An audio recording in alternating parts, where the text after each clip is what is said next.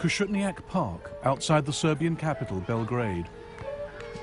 In May 1914, a Bosnian student, Gavrilo Princip, came here with a Browning pistol for some target practice.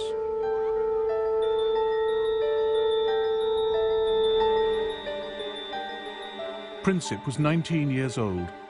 According to his instructor, he was not a very good shot. Other students were much more confident. Whenever Princip missed the target, people standing around would laugh at him. That would drive him to tears. Out of sight in the forest, he had a chance to get his eye in, shooting at trees. His ultimate goal was far more ambitious. I am an adherent of the radical anarchist idea, which aims at destroying the present system through terrorism. In 1914, Princip's wish was granted.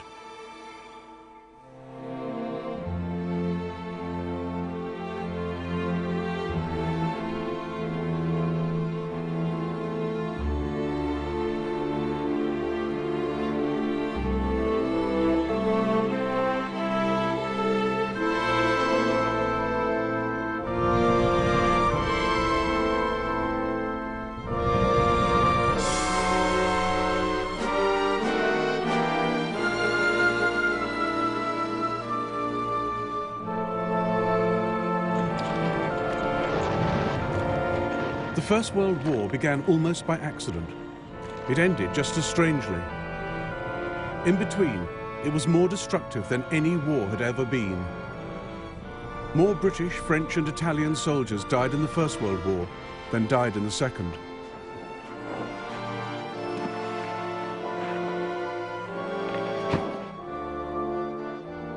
It was the first genuinely global conflict, fought not just on the fields of France and Flanders, but up mountains, across deserts, at sea and in the air. The First World War shaped the 20th century. It sparked the Russian Revolution. It launched America as a world power. The fault lines from its failed peace settlement led the world to a second terrible war barely 20 years later, then to the Cold War. But the ideas the men of 1914 fought for still shape our world today. Nationalism and democracy, the rule of international law and the rights of nations. Now, after the collapse of communism, the European map resembles the one redrawn by the First World War.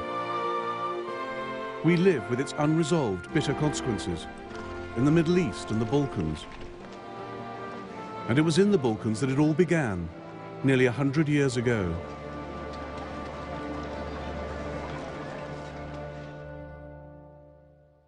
At the start of the 20th century, as at its close, the Balkans were the most unstable part of Europe. Here, three great empires fought for power and influence: the Austro-Hungarian, the Russian, and the Ottoman.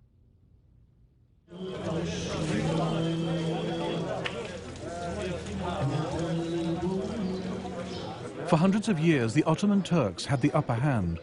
Serbia, Bosnia, Albania were under their control.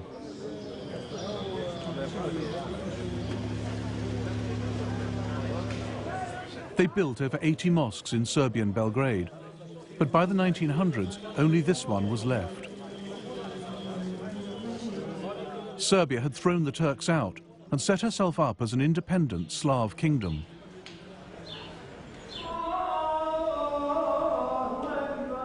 But right on Serbia's border was an even greater challenge to Slav nationalism: the Austro-Hungarian Empire.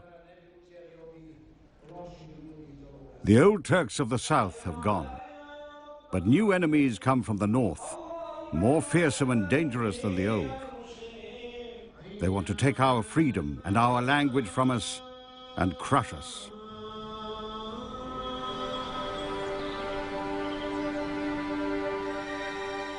Gavrilo Princip was born in a poor, mountainous part of Bosnia.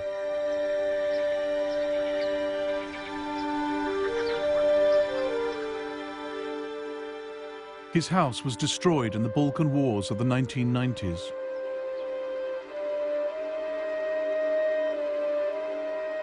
His initials, carved in 1909, are one of the few signs he ever lived here.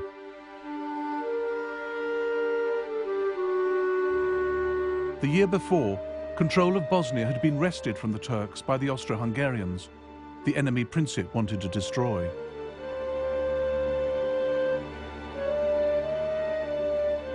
His particular target was the heir to the Austro-Hungarian throne, Franz Ferdinand, member of the ruling family, the Habsburgs.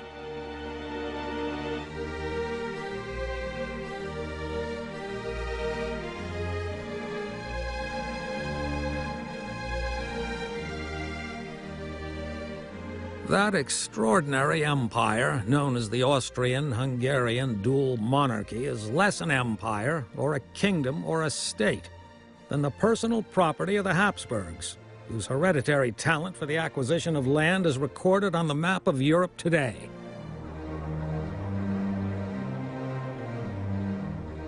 The empire was ruled by Franz Ferdinand's uncle, Franz Joseph. He sat on 2 thrones, as Emperor of Austria and King of Hungary. By 1914, he'd been in charge for 66 years. He'd spent them trying to resist change of any kind. Hardly ever seen out of military uniform, he hated the idea of political reform. As he told US President Theodore Roosevelt, "You see in me the last European monarch of the old school."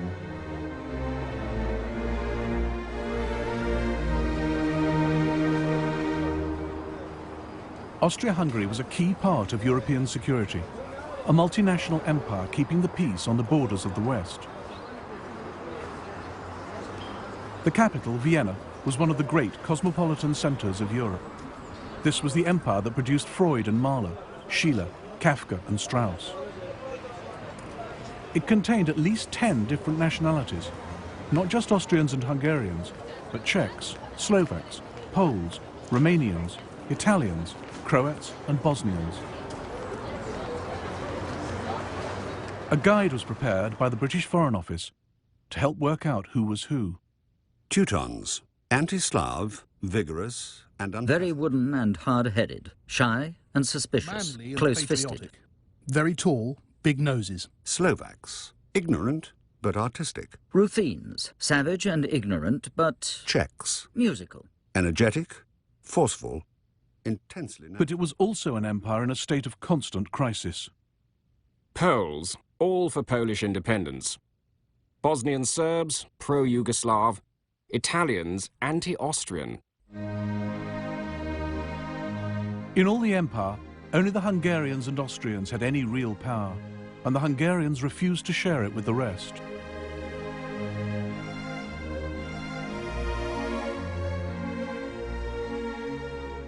For countries like Serbia, Austria-Hungary was the prison of nations, a repressive, undemocratic state that ground small peoples under its heel.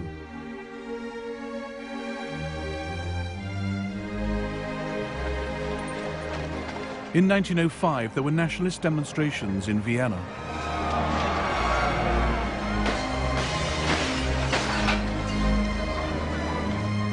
In 1912, there was rioting in Budapest. By 1914, there'd been ethnic unrest in nearly every part of the Austro-Hungarian Empire. Local parliaments were suspended, troops brought in to restore order.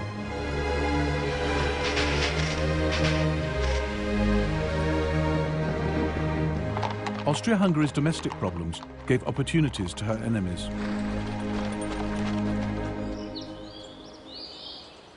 Serbia wanted the breakup of the empire. She welcomed national unrest, particularly in Croatia and Bosnia.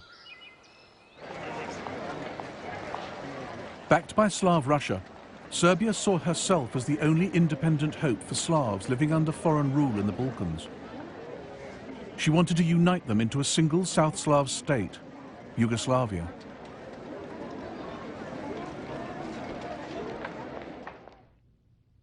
Dragutin Dimitrievich was an officer in the Serbian army.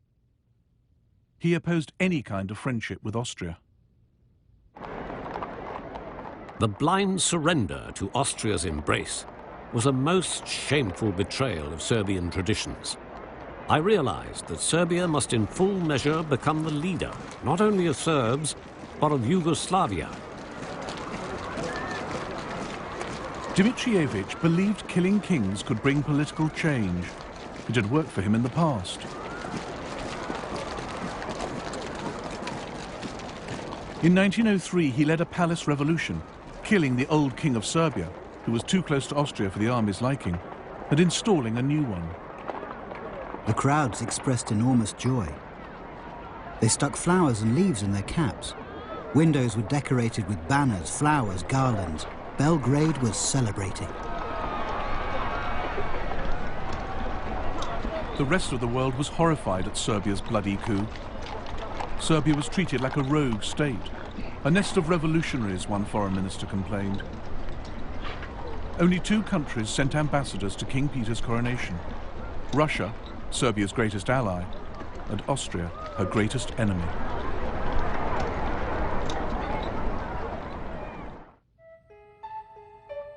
Dimitrievich was also one of the founding members of the Black Hand, a secret military society that used terrorism and assassination to try and establish Yugoslavia. He is said to have sent men to murder Austro-Hungarian military leaders and cabinet ministers.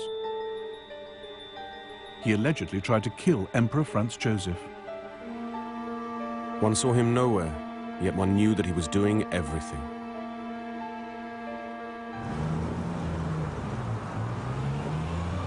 By the spring of 1914, Gavrilo Princip was also in Belgrade, talking revolution with his friends.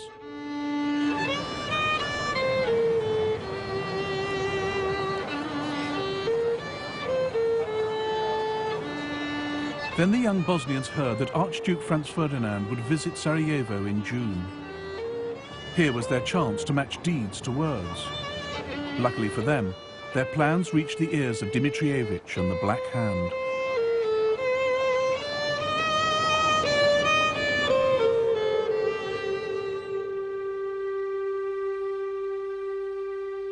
Dimitrievich worked in the Kalemegdan fortress in Belgrade as chief of Serbian military intelligence.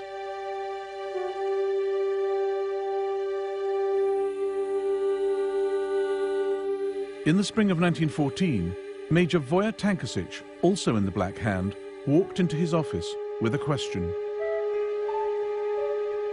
I've got some Bosnian youths pestering me. These kids want to pull off some great deed at any cost. They've heard that Franz Ferdinand is coming to Bosnia and have begged me to let them go there. What do you say? I've told them they cannot go, but they give me no peace. Franz Ferdinand was going to Bosnia to observe the Austro-Hungarian army's maneuvers in the hills outside Sarajevo.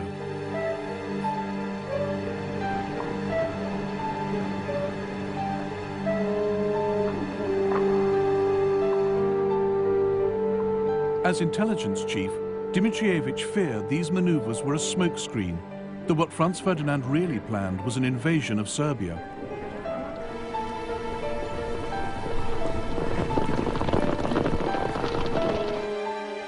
As leader of the Black Hand, he believed anything that destabilized Austria-Hungary was good for his beloved Serbia. Princip's plan to murder Franz Ferdinand suited him perfectly. Fine, he said. Let him go.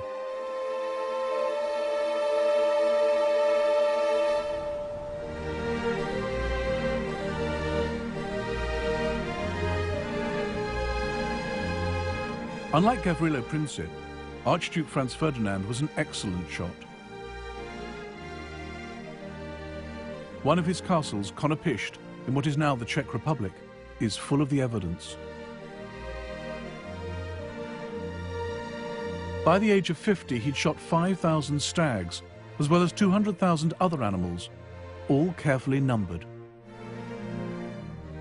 Anyone who disturbed the Archduke's peace at Konopisht by trespassing on his land, as unsuspecting trippers sometimes did on Sundays, had to reckon with being shouted at by an irascible and almost apoplectic proprietor, who threatened to shoot anyone who dared set foot in his grounds a second time. By 1914, Franz Ferdinand was emperor in waiting. Everyone knew it couldn't be long before his uncle died. Even the official portrait was ready, Franz Ferdinand with the stars and sash only the emperor could wear. He had no time for the etiquette and convention that hemmed in the Vienna court. He defied his uncle by marrying Sophie Hotek, who was not of royal blood.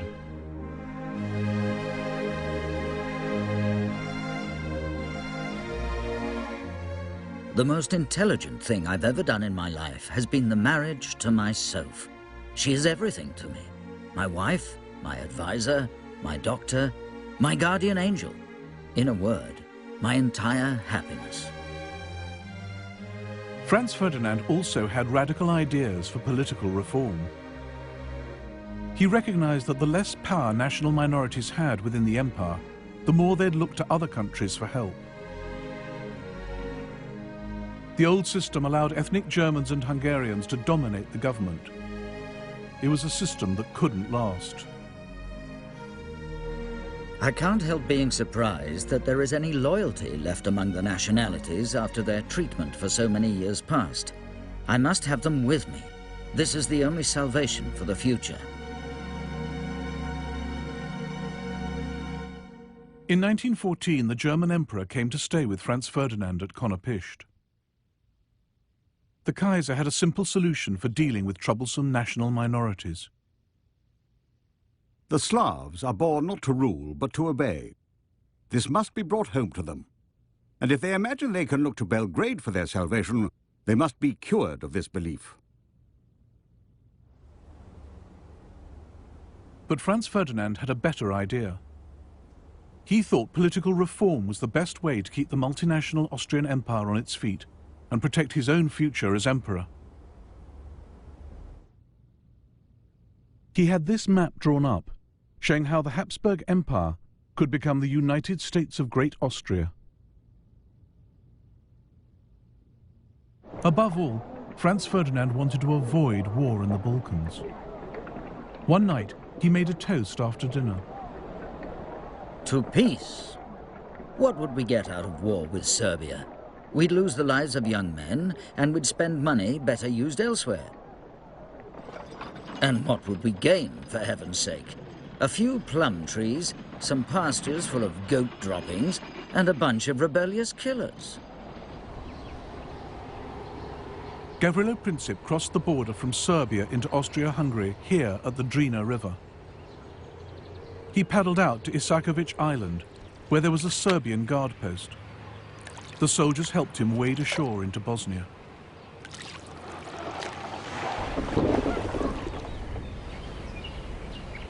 From here, he made his way to Sarajevo, where he met up with 6 others in on the plot. The Serbian Major Tankasic had supplied them with 4 pistols, 6 bombs, and suicide pills in case of capture. They were already in Sarajevo when Franz Ferdinand arrived outside the capital on the 25th of June. They planned to attack him 3 days later as he drove from the railway station to the town hall. One would be stationed at the first bridge on this road. Princip and the others would cover the rest of the route.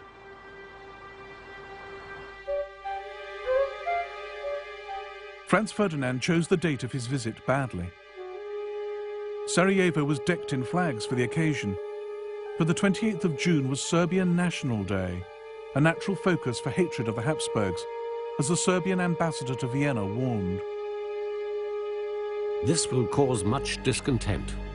Some young Serb might put a live round rather than a blank in his gun and fire it. Therefore, it might be good if Archduke Franz Ferdinand were not to go to Sarajevo. But the Austrians laughed off the ambassador's fears. On the morning of the 28th of June, Franz Ferdinand and Sophie arrived by train in Sarajevo. Despite the warnings, security was light. No soldiers lined the streets, just a handful of policemen.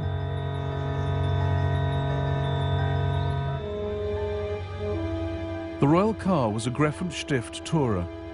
At Franz Ferdinand's request, it travelled with the top down, very slowly, so the crowds could see him and he could see the sights.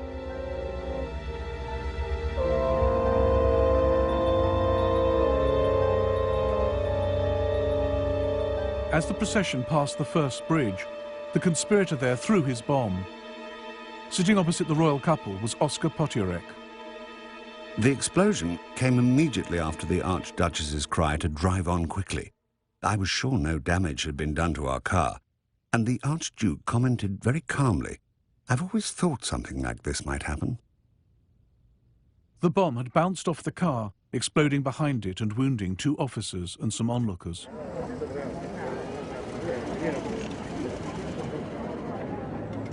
Franz Ferdinand stopped to ask after the casualties before hurrying on to the town hall.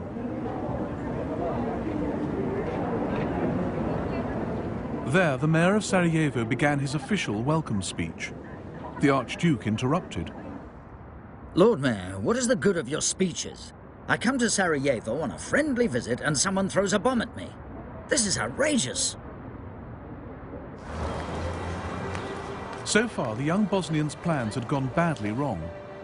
Franz Ferdinand was alive. Official security was now on high alert. Gavrilo Princip turned to go home, stopping on the corner of Franz Joseph Street to buy a sandwich. Then his luck changed.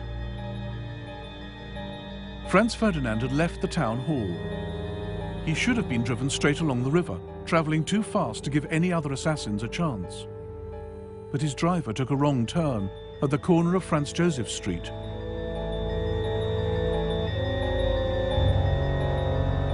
As the royal car tried to reverse onto the main road, Princip came face to face with his target. At that moment, I heard the crack of a pistol shot, followed swiftly by another, and saw in the same split second a man standing right in front of me being thrown to the ground by the people around him, and the shining saber of a security guard descending on him. A thin stream of blood spurted from His Highness's mouth onto my right cheek. The Duchess cried out, "In heaven's name, what has happened to you?" Then she slid off the seat and lay on the floor of the car. I thought she had simply fainted. Then I heard His Imperial Highness say, "Sofurl, Sofurl, don't die. Stay alive for the children." I asked him if he was in great pain. He answered me quite distinctly, "It's nothing." Franz Ferdinand and Sophie died on the way to hospital.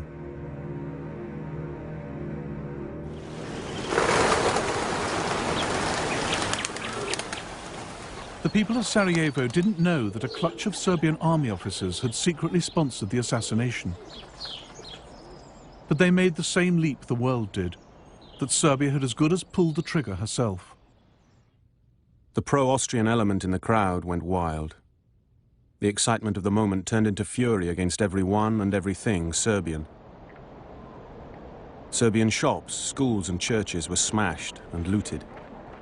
The streets choked with furniture, clothes, bicycles, books, even icons and crosses, twisted and befouled, lying in heaps in the gutters.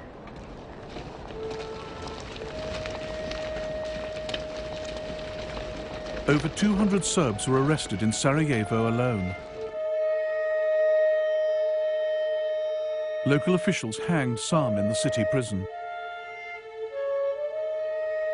Many more died in pogroms across Bosnia and Herzegovina.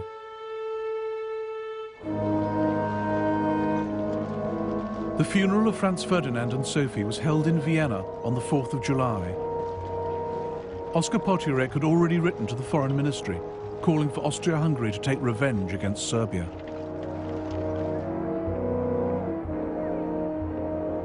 We must take the first opportunity for a destructive blow against Serbia to give the monarchy a few decades of calm internal development.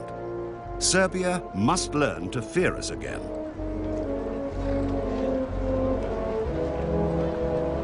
Austro-Hungarian Chief of Staff Konrad von Hertzendorf agreed. This is not the crime of a single fanatic. Assassination represents Serbia's declaration of war on Austria-Hungary. If we miss this occasion, the monarchy will be exposed to new explosions of ethnic unrest. Austria-Hungary must wage war for political reasons.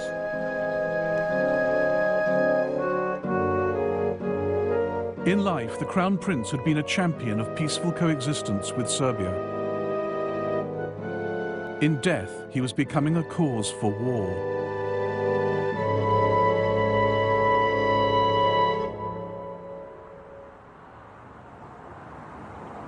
The murder of Franz Ferdinand did not immediately set Europe alight. International tensions in early July remained low. But behind the scenes in Vienna, Austria-Hungary's leaders were planning how to take revenge on Serbia without getting stamped on by Serbia's powerful friends.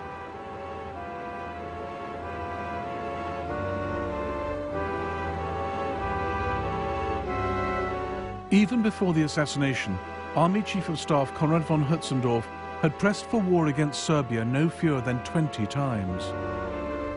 Now he made his case again. I expressed to His Majesty my opinion that war with Serbia was unavoidable. That is entirely correct, said His Majesty. But how are you going to wage war if everyone, in particular Russia, is going to attack us? We have backing from Germany, I replied. His Majesty gave me a searching look and said, "Can you be certain of that?" This was the moment when what could have been just another war in the Balkans began to turn into the First World War. Austro-Hungarian Emperor Franz Joseph now asked the German Kaiser for support.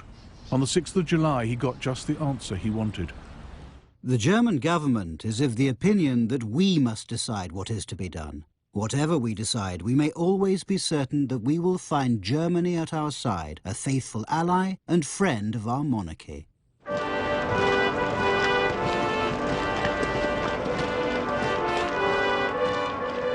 Germany's crucial decision to back Austria was made with no care for the consequences. Neither the Kaiser nor his senior political and military leaders took any steps to find out what Austria-Hungary had in mind. It was an extraordinary oversight, because nothing in the Balkans happened in isolation. Europe was divided into two camps. On one side were Germany, Austria, Hungary and Italy. On the other were France and Russia. War with one could mean war with the others. No one knew how Russia would respond if one of the leading Balkan countries was attacked. She might go to war with Austria to protect Serbia. Then Germany would have to fight to protect Austria.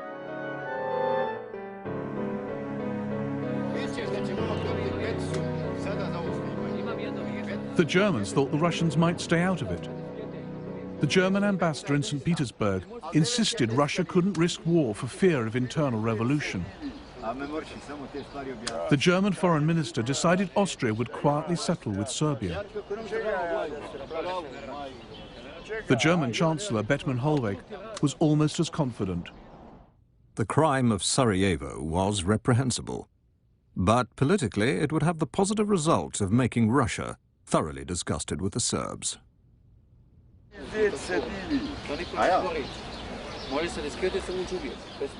It was Germany's confident support that pushed Austria forward. But far from plunging the world into war in 1914 out of aggression, Germany was just nudging it closer out of incompetence and wishful thinking. The Kaiser was so sure no war was brewing that he went on holiday.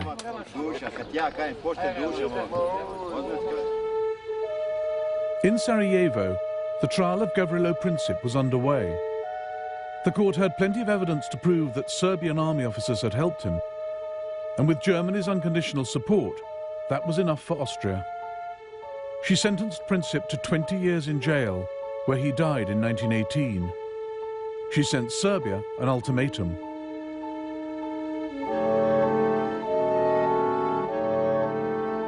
This document was Austria's excuse for war. It was filled with demands so extreme and insulting that Serbia could never accept them.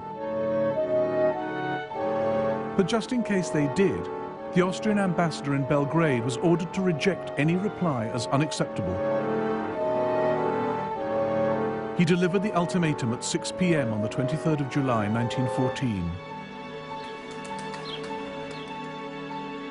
Slavka Mihailovich was a Belgrade doctor. The news of the ultimatum spread quickly, and soon there was a real alert. Streets and bars were crowded with anxious people. Everybody wondered what answer our government would give, whether a new war would be avoided.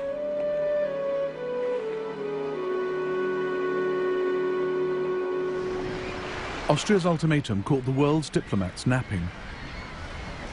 The French government, the French press, and public opinion have been inconceivably surprised. Paris is almost dead. All the ambassadors but one are out of town. The Italian ambassador is in Ireland.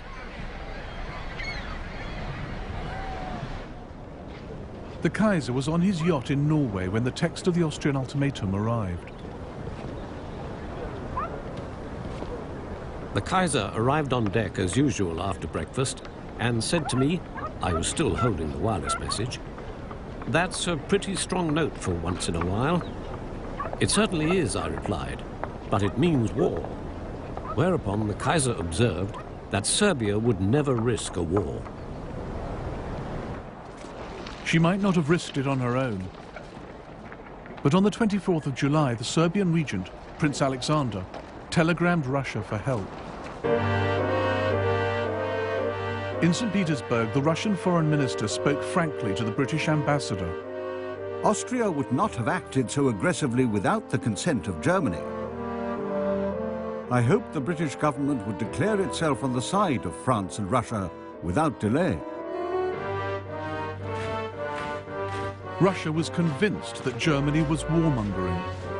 On the 26th of July, she called up her reserves.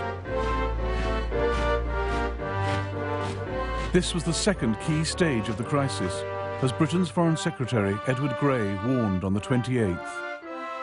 From the moment the dispute ceases to be one between Austria-Hungary and Serbia and becomes one in which another great power is involved, it cannot but end in the greatest catastrophe that has ever befallen the continent of Europe. Austria-Hungary declared war on Serbia that same day. The first shots of the war were fired from here, the Austrian fortress of Zemun, just across the river from Belgrade.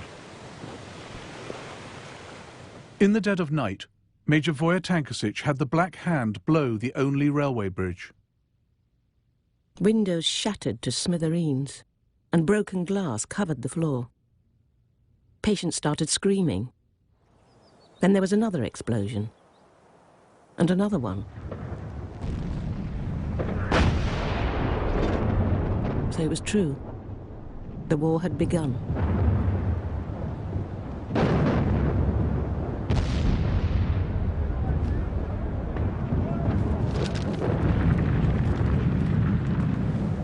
How well our old city deserved the name the Turks had given her, the House of Wars.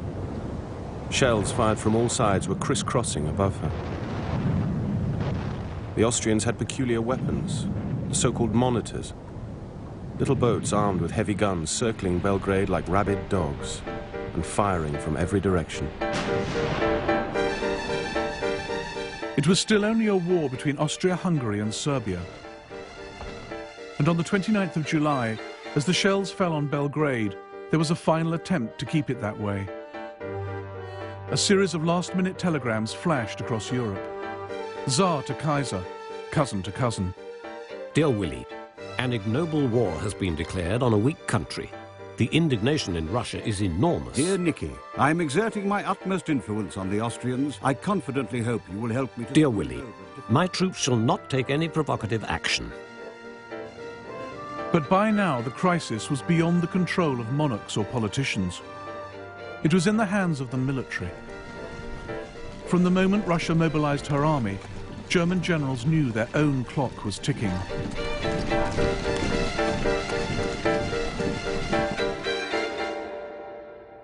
The alliance between France and Russia meant that Germany faced a war on two fronts.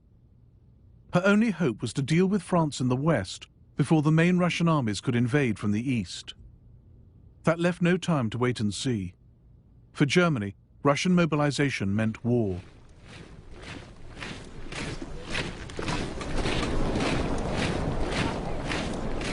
Germany hadn't looked for a fight. Her generals knew a European war would be long and devastating, even for the victors. But if it was going to happen, they thought, better sooner than later. According to all competent observation, Russia will be prepared to fight in a few years. Then she will crush us by the number of her soldiers. Then she will have built her Baltic Sea Fleet and strategic railways. Our side, meanwhile, will have grown steadily weaker. On the 1st of August, Germany declared war on Russia. 2 days later, she declared war on Russia's ally, France.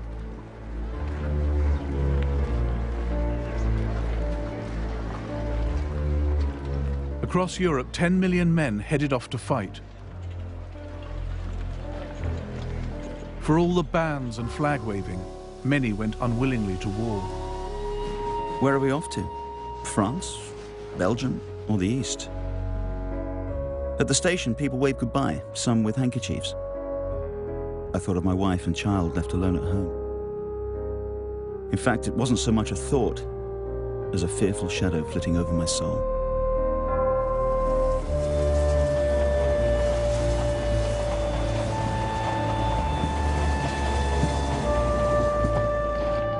God, how long is this town? My bayonets digging in, my collar strangling me. But when I look up, I see a pretty girl. She is so full of admiration, so moved by it all that I realize we've got to look handsome and walk tall. Off we march to the sound of shrill brass. Although where we're going, you die, you're defaced, hacked up, torn apart. All down the line, my comrades straighten up at the sight of her.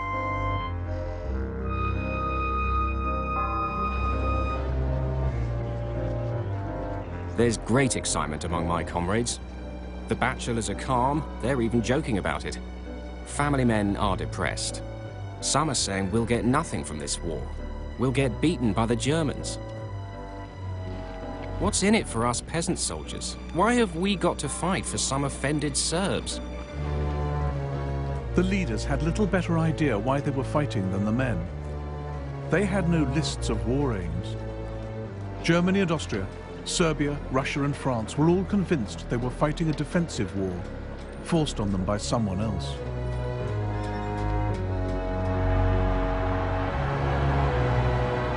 The only great power in Europe still on the sidelines was Britain.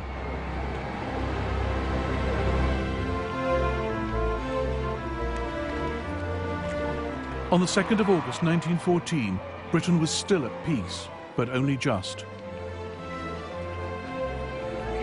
We've been in a state of great excitement as the reservists are being called up. All the railways are guarded.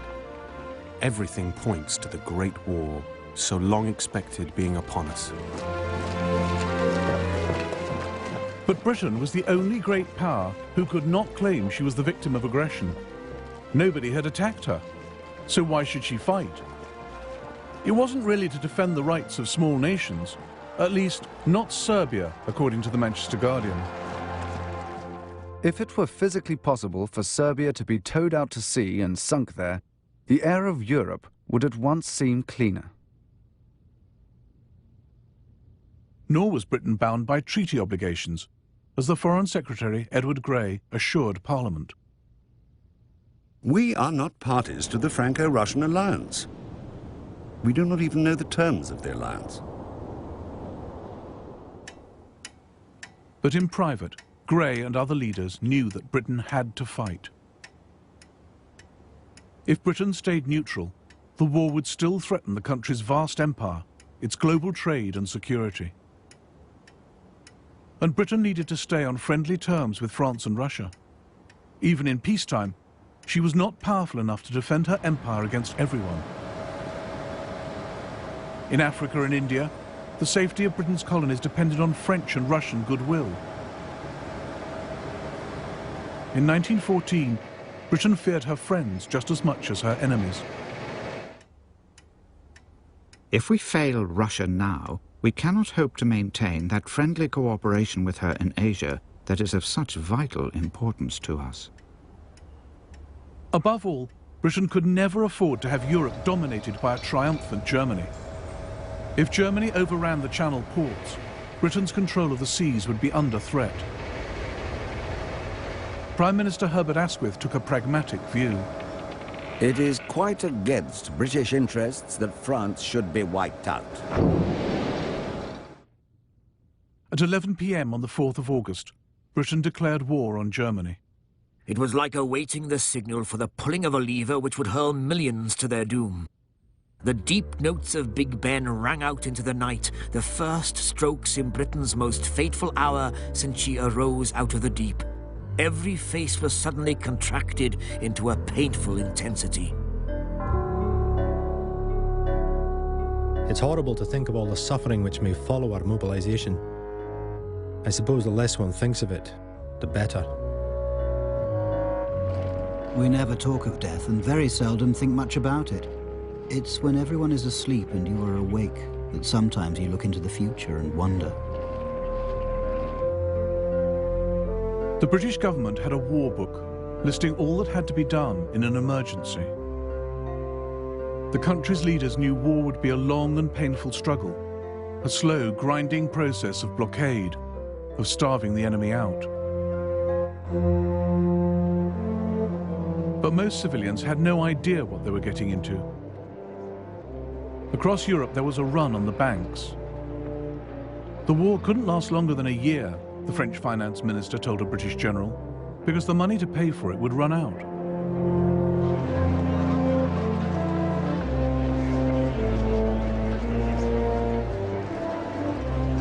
Most people expected Britain, with the largest navy in the world, to fight a sea war. The Foreign Secretary reassured the nation. For us, with a powerful fleet, which we believe able to protect our commerce, to protect our shores, and to protect our interests, if we are engaged in war, we shall suffer but little more than we shall suffer if we stand aside.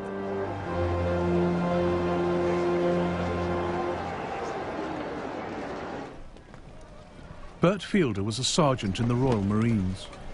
He reassured his wife. My dear Nell, I don't think this war is going to be half as bad as people expect it to be. You see, it's not a hard job for England, so there's no need to worry yourself. As long as I can keep you informed as to where I am, it'll all be all right. But the weapons with which the world went to war were so new that few had ever been fired in anger. Countries were armed with battleships and submarines less than 10 years old. Nobody really knew how to use them. All the European powers had been stockpiling new artillery, machine guns, explosive shells. But none had fought a major war in Europe for over 40 years.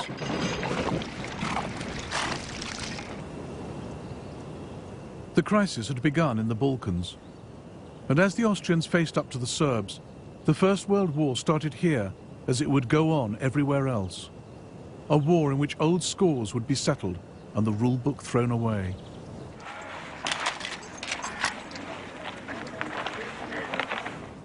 The war is taking us into a country inhabited by a population inspired with fanatical hatred towards ourselves. An attitude of extreme severity, extreme harshness and extreme distrust is to be observed towards everybody.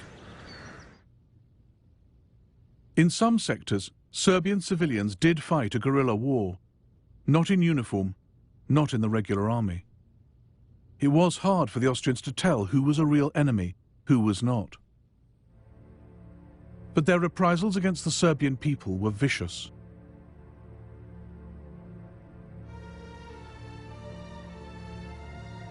This was a war of nationalities and races, not just against an enemy army, but against whole peoples. In the first month of the war, 4,000 civilians in Western Serbia were killed or disappeared.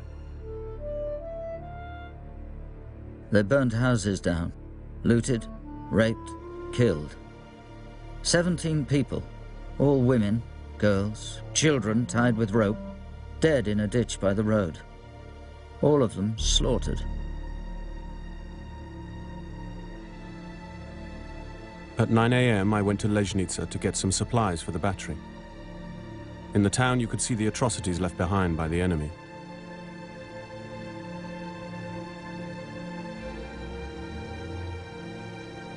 Ten people, some children among them, had been hanged near the church. About 100 people, their throats cut at the railway station. A terrible sight to cast your eyes on.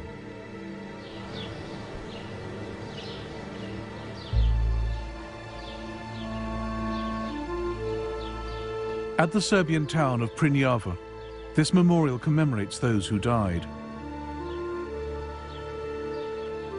The Serbian government commissioned a report into the massacres by a Swiss doctor, Rodolf Reiss.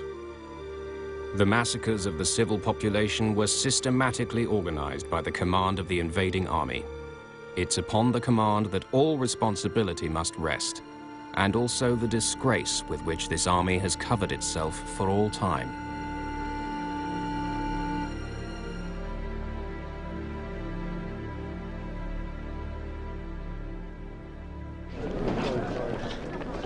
Austria-Hungary was far less ruthless when it came to fighting the Serbian army.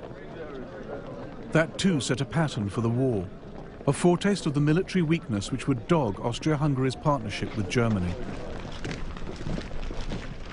This was a war in which events on one front could have a critical effect on another.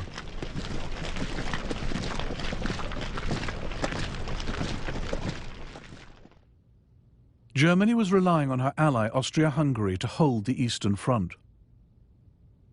With Russia massing on her borders, Germany was horrified to learn Austria had concentrated her reserves not against Russia, but down in the Balkans to deal with Serbia. Meanwhile, the main Serbian army had marched up from the south of the country, gathering numbers as it went. On the 12th of August, it finally met the Austrians at Ser Mountain.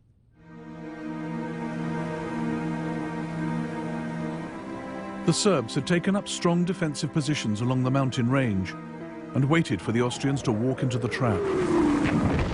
The Serbs surrounded us. The Serbian artillery had the range perfectly. Unluckily, so we were told by senior officers, we had arrived at the Serbian artillery practice area.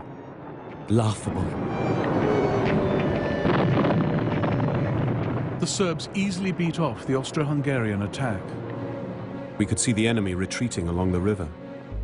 Their ammunition train left all their carts in the valley and ran away as soon as they were hit by our artillery. A beaten army? No, an uncontrolled mob ran towards the border in senseless panic. Drivers whipped their horses. Officers and soldiers shoved and squeezed through between the columns of wagons.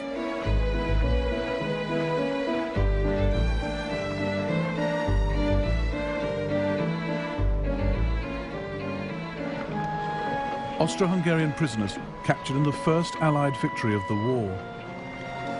Austria had thought Serbia would be a pushover, swift revenge for the murder of Franz Ferdinand.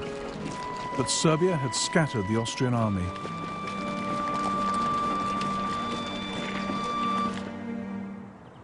The victories of 1914 cost Serbia 130,000 men. They did not die in vain, reads the inscription on this memorial to Serbia's dead. Every nation would learn that nothing in this war would be easy, quick, or clean.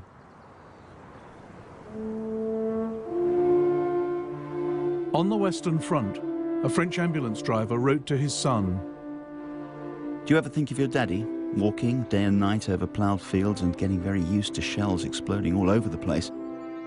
I'd really like to hear from you. How's school? Don't be too quick to learn the geography of Europe. I think it's all about to change."